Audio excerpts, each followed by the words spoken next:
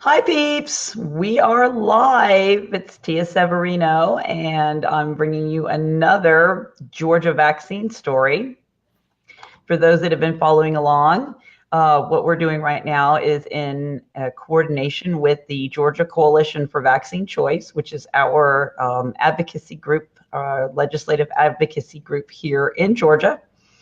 And we are preparing for the new legislative session that's coming up in January. And so we have, I think, 3 bills that we're trying to move forward in the 2019 legislative session that are vaccine related. And so we are, this is an effort to educate our legislators about the very real problem of vaccine injury in the state of Georgia. So I'm bringing you this lovely mom, and I believe mom to be, Yep. who is going to share with us her story. And Sarah, Miss Sarah, do you want me to say your last name? You can, Gaboury. Okay, so Sarah Gaboury is she is a member of our Georgia Coalition for Vaccine Choice. And what I like to do is I like to go with all of my interviews. I like to go back and say, just kind of ask you what it was like when you were growing up. What was your experience with vaccines? Were you vaccinated? And what was, if you were vaccinated, or what was your health like? What kind of schedule were you vaccinated on? That kind of thing. So what was it like growing up with you with regards to vaccines?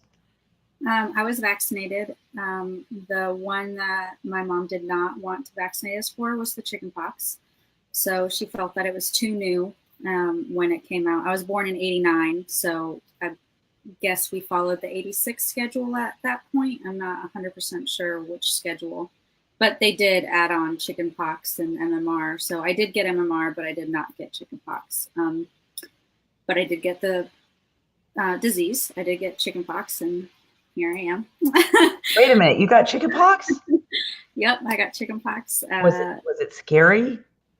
No, it just itched. Were you afraid you were going to die? Was your mom worried that you were going to Nope. possibly develop complications? And Yep, we went over to a friend's house, and I guess we had them. So we they said, "Bring it over here. Let's get it out of the way." It's so funny how much attitudes change about those diseases. So you were vaccinated, probably on that early '90s schedule, because even though you were born in '89, they would have, whatever was being added would have been added to your supposed required vaccines for school, etc. Yes. What was your health like growing up? Because you're about a year older than my daughter. So what was your health like growing up? Were you generally healthy, or did you have a lot of different, like?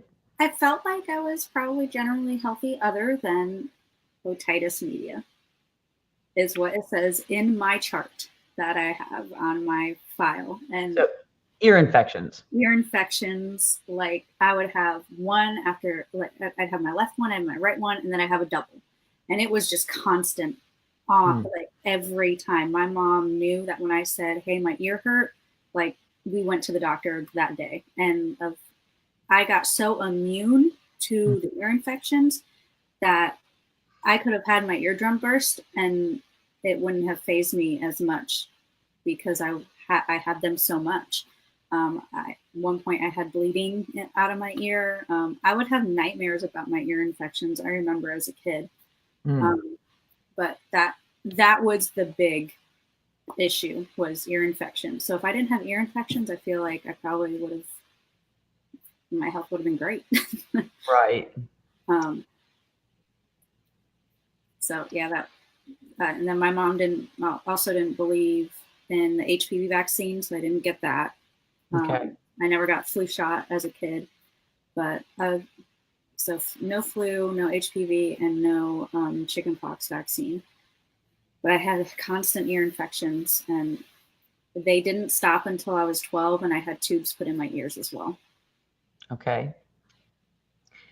So let me ask you this. At any point along the line, did you ever have, like, bad feelings or any red flags about the vaccines where you might have like stopped and thought, wait a minute, or did your mom ever at any point go, I don't wonder if think this is. so, because I still kept getting whatever I needed, and I feel like I'm not, now I can't say this 100% because I've been wanting to go get my medical records to see, but I don't know if I would. Hey, buddy, please don't slam the door. Close it quietly. Thank you.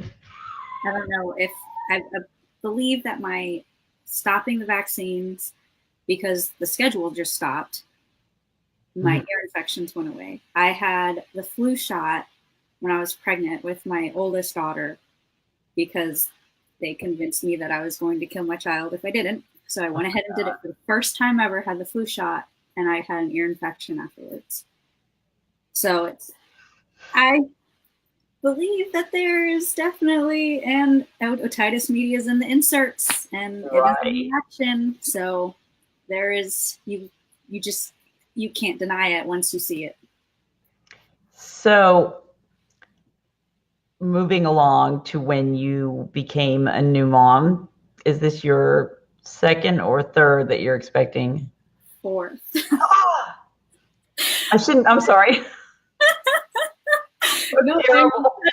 That's totally the reaction I had. Because my youngest and now my in the making are going to be 14 months apart, and I'm not used to that. I'm used to 3 years. So, well, God has blessed you with many children. You should be very, very, very happy. Yes. I don't know. I had my first, and I'm like, I'm never doing this again. It took 16 years for me to change my mind. Oh my goodness. So I have two, and they're completely separated. But I did have a built-in babysitter there for a while, so that was kind of cool. And I think it had the added benefit of birth control for my daughter. I think she was like, I don't want none of this. So anyway, okay. So when you got pregnant with your oldest child now, you mentioned that you got the flu shot. Did you get any other vaccines while you were pregnant? No, they did not ask for G tap when I was pregnant. They asked for the flu shot. Okay, so when your first child was born, did you have any hesitation about the then recommended vaccine schedule, which was obviously different than the one that you grew up on? Did in any way the increase cause you to pause, or did you at any point stop and say, wait a minute, why are we giving so many vaccines so soon? Or were you just kind of like going with the flow of what the OBGYN and pediatrician were telling you? Well, I fought the OB on flu shot because I never had the flu shot before. I had the flu once when I was in 6th grade. I didn't see a big deal in it. And then they made me feel like I was going to kill her if I didn't. So I went ahead and got that flu shot, and I felt uncomfortable. I can't explain it. It was just a gut feeling. My aunt encouraged me to look at the 1986 schedule and have her vaccinated on that schedule instead. But I brought it up to her pediatrician, and they were like, no, we have to follow this schedule. This is what we need because the CDC has, this is what you need to have for your child to get into school, blah, blah. They're safe. It's fine. It's not a big deal. So I was like, all right, even against my gut feeling, I didn't know anybody that did not vaccinate, to my knowledge, that was open about it. I was 21 years old when I had my daughter. So it was in 2011. And I just didn't know. I didn't know who to ask. I didn't even look at an insert. I had the pamphlet that they gave me, the page that they gave me as what I knew. So I was dead set on not doing chickenpox vaccine because I had the chickenpox. So I was like, no, I had it. I know it's not bad. It's not a big deal. we're not going to do chickenpox. We're gonna wait until school because, like I said earlier, I thought she had to have these vaccines for school. Little did I know they are not required. So I waited until she was 3 for the chickenpox vaccine, which is the one that didn't go well. So hold on a second. My son he's getting a little restless because sort of been asking him to be quiet or away for a little while now. So he may come in and slam the door, and I apologize for the noise, you guys, but there's only so much you can ask of these kids. So when your first was born, go through the process of like what happened in the hospital, what happened at the subsequent pediatrician visits. So she was a hospital birth. I did not have drugs for her birth. She had the hepatitis B vaccine 24 hours after. We had a hard time with nursing. She would not latch. It didn't end up working out. I brought up the 1986 schedule. The pediatrician shut that down.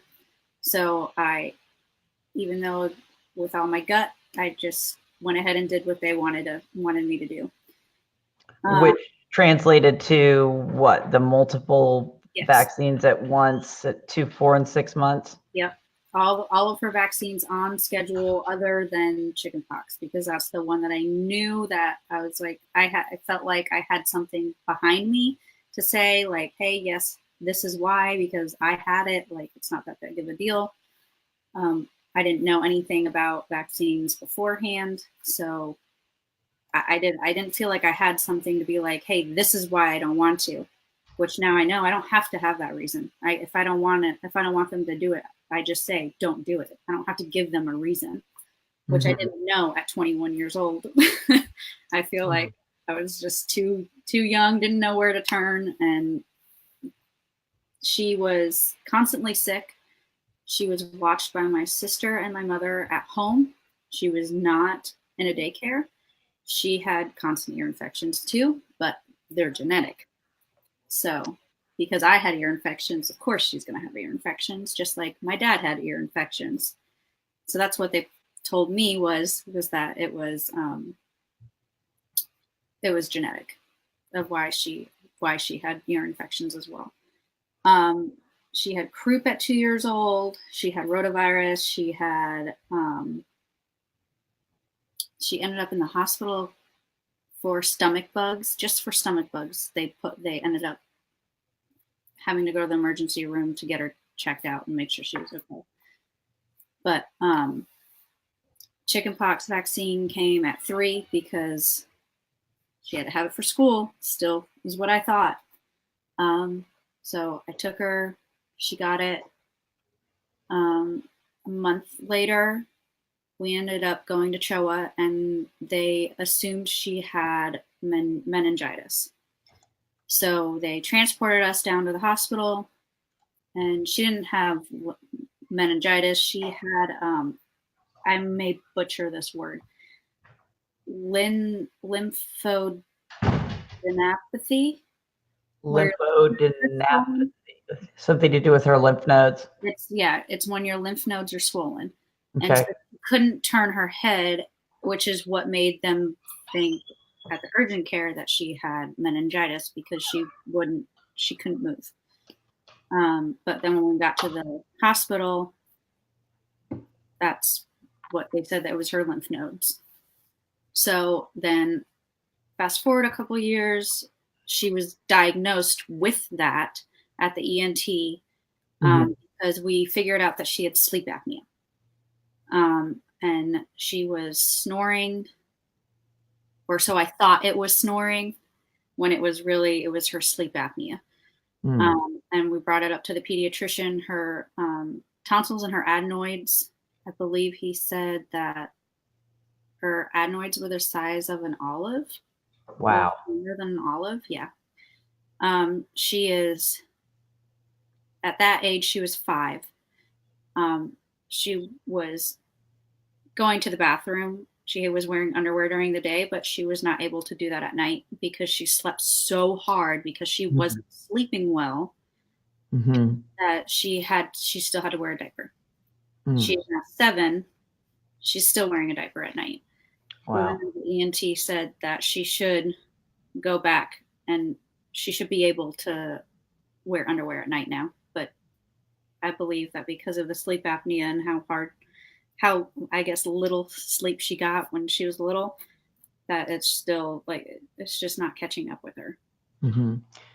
We have a little bit of an issue in that the camera for your video is frozen. Luckily, it's frozen on a beautiful screen of you smiling, so it looks good. I mean, it could be worse. It could be like, some weird like facial expression, but it's a beautiful smile. I'm just wondering if we want to try and fix that if we can. And I don't know, you might have to log out and log back in order to fix and that. Do whatever you want to do. Doesn't matter to me. Do you want me to log out and log back? Your decision, because like I said, it's a beautiful screenshot of smiling. It's almost the kind of picture you wish you had on your driver's license. That's how pretty you look. It's really just a matter of, if you want this to be video, we're going to have to do something about it. So it's your call. Okay. Yeah, let's try it. Okay, log out and log back in. Okay. Stay with us, folks. We're going to see if we can't get this fixed. In the meantime, I am going to put the Georgia. Oh, there she is. Wow, that was quick. Well, I know why it caught you smiling. You seem to be just smiling anyway.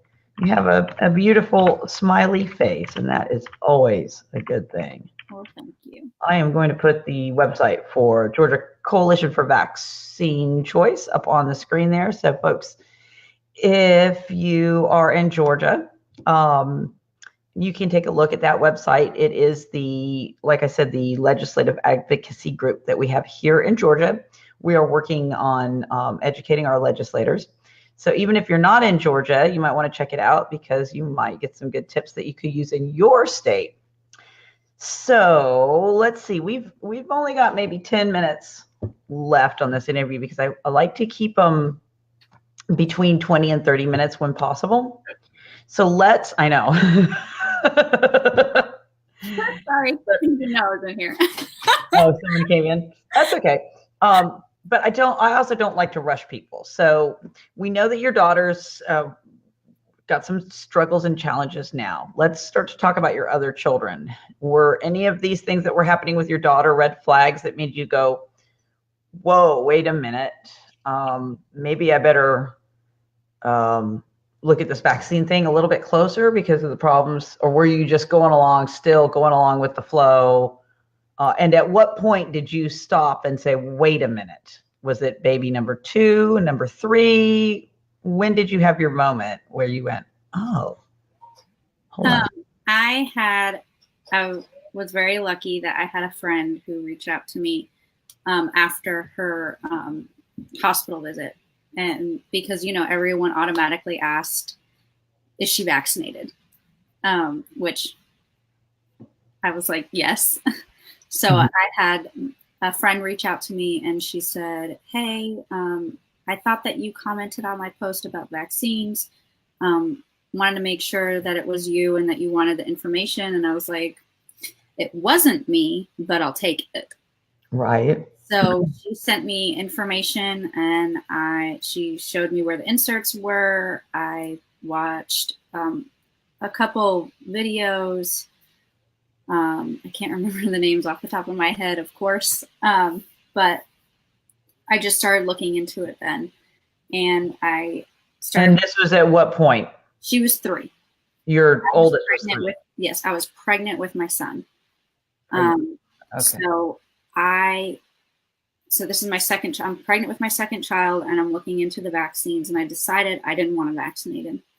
And then I went through, I printed off every vaccine insert that he was going to get from day 1 to 6, pretty much, and tried to get as much information as I could before he was born. Mm-hmm. And I just highlighted and underlined and looked up definitions of everything in the inserts to figure out what everything was and why Mm-hmm. a lot of these things were in the vaccines was questioning to me too. So I didn't vaccinate him. He did have the vitamin K, which he shouldn't have had anyway. I didn't realize that it was not an actual vitamin. That one I did not look into. So he did have that, but everything, he did not have hepatitis B, and he was not on any of the schedule at all. Okay. And the difference between my son and my daughter are astounding. He was stay at home with me until he was 9 months old. He went to daycare at 9 months old. He has not had one ear infection at all. He's 3.5 now. He'll be 4 in March. Has not had an ear infection. He did have he had a breathing issue during the wintertime, so we had to put him on breathing treatments, but that is the biggest thing and only thing. And he was 10 months old at that time. So that when I tell people, I'm like, I have the evidence of my kids. Right. I can see what it did to one child. And I remember every day after he was born thinking, like, am I doing the right thing? Am I like, I was so nervous of him contracting a disease. And if he contracted that, if he got whooping cough, what would happen? And I just made myself so sick that I was like, you know what? This is what I'm going to do. I went in and I looked at how you catch whooping cough, what the cause is, what the symptoms are, and then what the treatment is. And right. I looked at everything and I was like, this is what I'm afraid of. Like this is, and then this is the treatment for it. Like there is a treatment. And most treatments are either rest and relaxation and just keep hydrated, or you get an antibiotic. So I'm like, it's 2015. Or vitamin C, high dose vitamin C, also very effective against whooping cough. Yes. And many other things, by the way, many other things. Okay, so baby number 3 comes along, and by this time, she is a home birth. Home birth. Yeah. I was like, I'm not going back to the hospital. I'm not even going to deal with that. Like, I'm done. So what was that like? That was great. That was phenomenal. It was absolutely amazing, which hopefully this one will be a home birth too. Awesome. So, midwife, doula? Yes, both. Excellent. So, so she didn't get any vaccines because we were at home.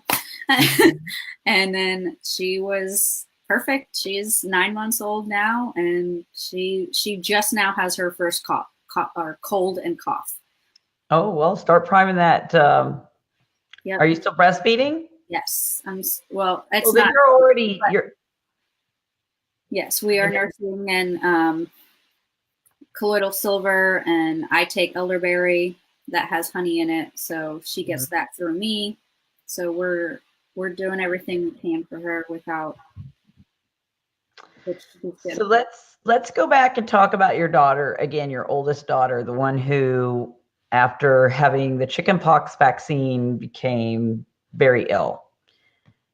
Did the doctors at any point say, oh, this might be a vaccine injury? Did anybody know? So have you reported her injury to VAERS? No, actually I have not, which I was thinking about today of I should still do it, even though it was so long ago. I should still go ahead and put it in there, or ask my now pediatrician if she would, because our now pediatrician is on board with me, whereas her pediatricians were not. I don't know if there's a time limit on that, so I would find out about that because you wouldn't want to miss it. But I mean, this is just a perfect example of how we cannot trust that the data in the vaccine adverse events reporting system is truly representative of the great number of vaccine injuries that are actually occurring. And HHS themselves have said that it's at best 10%, at worst 1% of the actual vaccine injuries. And I've really only, I think, talked to maybe 3 or 4 people in all the time that I've been doing these interviews that has reported to VAERS.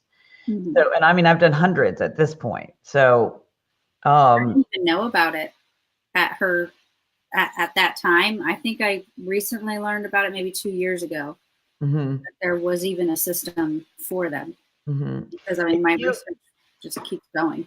If you had been told that there was a vaccine adverse events reporting system before you vaccinated, would that have kind of caught your attention? Oh yeah, I wanted something. I just didn't know where to look. I didn't know where to go. I had this gut feeling, but I just didn't know where to go, who to talk to, because God forbid you ask somebody. I mean, I had friends who would be like, oh no, my child's going to be vaccinated. There's no way. Where me, on the other hand, I'm like, I mean, if you want to vaccinate your kid, that's great. You do you. If you don't, I don't see, I never saw an issue with people. When I vaccinated my child, I never saw an issue with people who didn't, but I didn't know anyone personally either. Right. So let me ask you this. If you had known prior to vaccinating, if you had known that in 1986, our government granted complete and total immunity from liability to the pharmaceutical manufacturers of vaccines, and that they couldn't be sued if your child was injured, would that have gotten your attention? Oh, yeah. Would you have still vaccinated if you knew that you couldn't sue the manufacturers? Nope, or the doctor.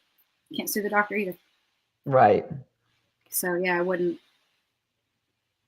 Do you have any advice for new moms, expectant moms that might be on the fence, wondering whether or not to vaccinate?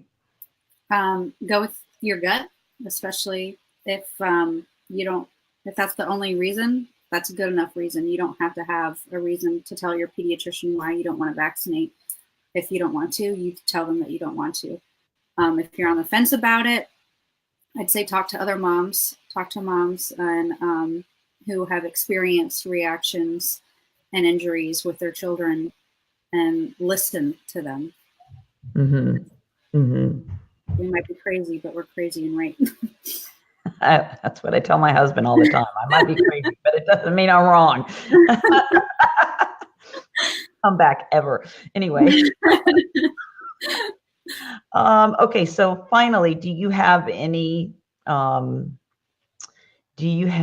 word for our Georgia legislators? Listen to us and take us seriously, because we want what's best for our kids. We're not. I thought I was doing what was best for my child, and it turned out that I wasn't, and I wasn't being informed correctly of the things that I should have been informed about. I didn't get the informed consent that I should have had. Mm-hmm. I got one page that cherry picked the reactions listed on there. I did not get the 13-page insert when you print it out. I did not get the ingredients. I did not get anything other than they might have a slight fever and they might vomit and diarrhea. And then the biggest thing is they might have a seizure, but that's normal. But yeah, seizures, normal. Yeah. Okay. Did you want to show your vaccine binder? I know you mentioned it earlier. What? Before I vaccinated, I had, like I said, I had nothing. And now these are current schedule and all vaccines of all inserts that your child will get, including shingles in here, which I had, by the way, at 19. Well, that's because of the vaccine, you know, because we're not getting boosted. We're not getting boosted naturally by being exposed to the chicken pox. Yeah. I also had shingles, so fun stuff. But I didn't have the chicken pox. And I think I had I think I had the chickenpox vaccine, but I'm not absolutely sure. Interesting. All I know is that I, at 29, had the shingles. So maybe I had a mild. I think it was. I think I had the vaccine, but I could be wrong because I think the vaccine came out pretty late. I don't. I have to go look at when that vaccine came out. But anyway, okay. So, do you have anything that you wanted to share that you haven't shared already before we say goodbye? I don't think so. I mean, I think everything. I think I said everything that I had on my notes, and then Come on, I just want Christmas money. All right, buddy, I'm almost done. One more minute. I'm saying goodbye right now. Yeah, the natives are getting restless over here at my house. And I want to thank everybody for tuning in and for watching, and thank my guest, Sarah, for sharing her vaccine versus vaccinated versus unvaccinated study that she has going on in her home. And one of the things that we want to point out is that the health of the unvaccinated is far superior to the health of the vaccinated. So, Sarah, you can account for that in your home. Your children that are vaccinated, or your daughter who's vaccinated has a lot more issues. She's still sleeping in diapers, and she's 7. Yes. Say 7, versus your other 2 that are completely healthy. Yes. All right. Well, I appreciate you guys checking in, and we'll be back with more vaccine stories from Georgia coming up soon. So watch for those, and I'll put that website up one more time. Folks, please get involved in your own state legislative advocacy groups. Most states have one. You can probably find them by searching your state plus vaccine choice or health freedom on Facebook. And take a look at georgiavaxchoice.org to see what we're doing, and wish you all well. Happy Sunday. See you later.